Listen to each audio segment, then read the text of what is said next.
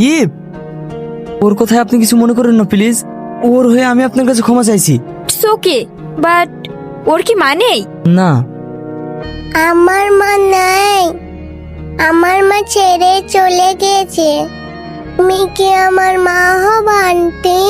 মা? না মা, এরকম বলতে নেই। চলো, আমি তোমাকে ভালো ভালো খেলনা কিনে দেবো। না, আমি খেলনা চাই না, আমি আন্টিকে চাই।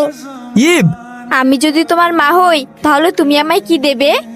আদর করব, হ্যাঁ আমি দিব। তাহলে দাও। তুই কখন এলি?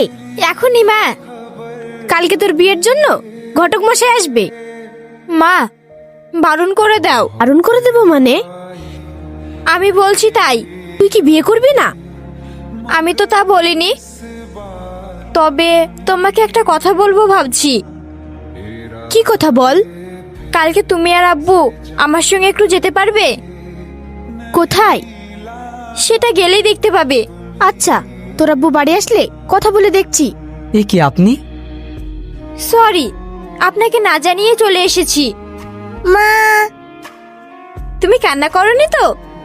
না মা, মা তুমি আমাকে ছেড়ে কোনোদিন চলে যাবে না তো?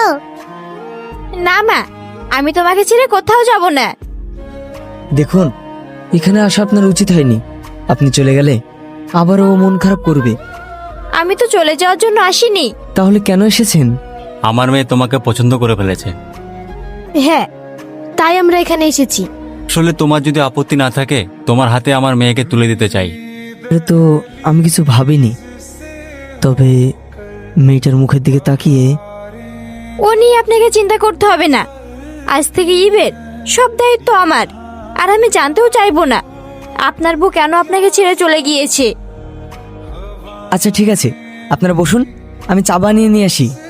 আরে, আপনি কেন যাবেন? আমি যাচ্ছি। রান্নাঘরটা কোন দিকে? এইটা।